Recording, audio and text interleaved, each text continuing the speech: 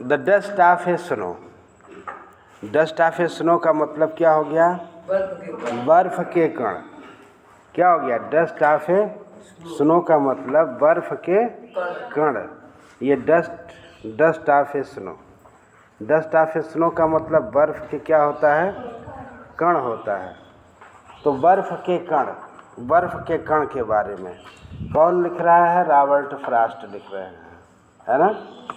यानी in this poem Robert Frost describes about A poet who was standing under a tree of a hemlock, है ना, and the crow shook down, moved down, the snow, moved,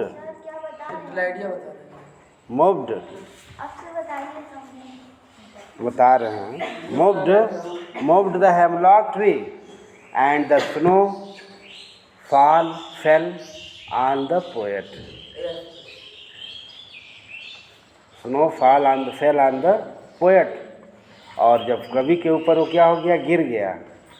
in this way the poets minds changed and saved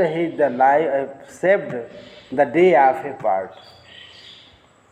saved the day of A part. दिन का समय क्या हो गया? बच गया। And he become a pleasant. वो क्या हो गया? प्रसन्नचित हो गया। क्या हो गया? प्रसन्नचित हो गया। जैसे आपको बताया गया, खुश हो गया। The way of a crow.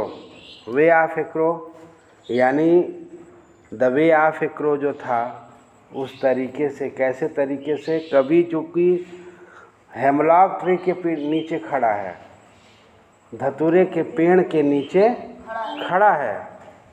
कौन? कवि, पोएट। और सूक डाउन, और उसने सुक माने हिला दिया, डाउन ऑन मी। जब सुक हिला दिया तो down on me the dust of A snow, मेरे ऊपर बर्फ़ के कण गिर गए। और बर्फ़ के जब कण गिर गए तो फ्रॉम ए हेमलॉक ट्री, एक किससे? धतूरे के पेड़ से। वो बर्फ़ जब उसके ऊपर गिरा तो परिवर्तन क्या हुआ? परिवर्तन हुआ। Has given my heart A change of mood, और उसने मेरे हृदय के भाव को परिवर्तित कर दिया। उसने मेरे हृदय के भाव को, मेरे विचारों को परिवर्तित कर दिया।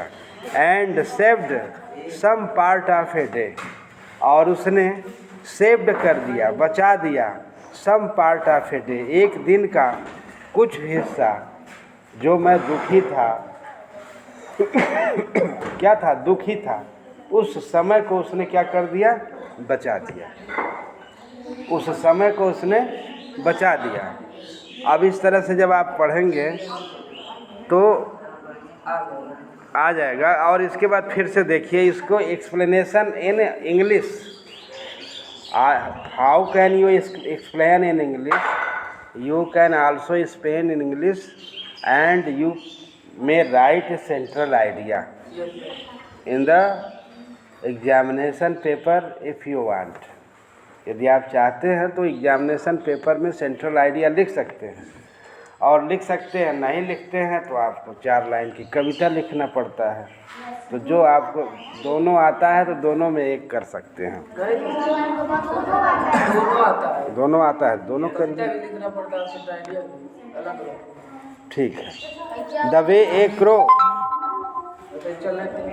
द वे ए क्रो, फिर से देख लीजिए। द वे ए क्रो यानी वो जो कवि था वो पेड़ के नीचे। द वे ए क्रो माने कौवे ने इस तरीके से, कौवे ने इस तरीके से, द वे ए क्रो, कौवे ने किस तरीके से? इस तरीके से। और when the poet understand on the hemlock tree, कहाँ खड़ा था? पेड़ के नीचे। हेमलॉक ट्री पेड़ के नीचे खड़ा था। तो सूक डाउन ऑन मी, कौवे ने इस तरह से हिला दिया पेड़ को। अ dust of A snow fall on the poet, dust of A snow fell on the poet, बर्फ के कण जो है कवि के ऊपर गिर गए। कहाँ से? From hemlock tree. धतूरे के पेड़ से। समझ में आया? और हैज गिवन माई हार्ट, जब धतूरे के पेड़ से वो गिरा बर्फ तो क्या हुआ? और उसके हृदय को, मेरे हृदय को क्या परिवर्तित कर दिया? मेरे हृदय के भाव को परिवर्तित कर दिया। मेरे हृदय के भाव में क्या था? दुख था, मैं दुखी था। कभी क्या था? दुखी था। उसके हृदय के भाव को परिवर्तित कर दिया। And saved some part of a day, और दिन का जो पूरा दिन बर्बाद होने वाला था उसमें उस समय को उसने बचा दिया। कैसे? बर्बाद होने से। आई हैड रूइड, यानी जो मेरा दिन बर्बाद होने वाला था उस समय को उसने बचा दिया। कुछ समझ में आया?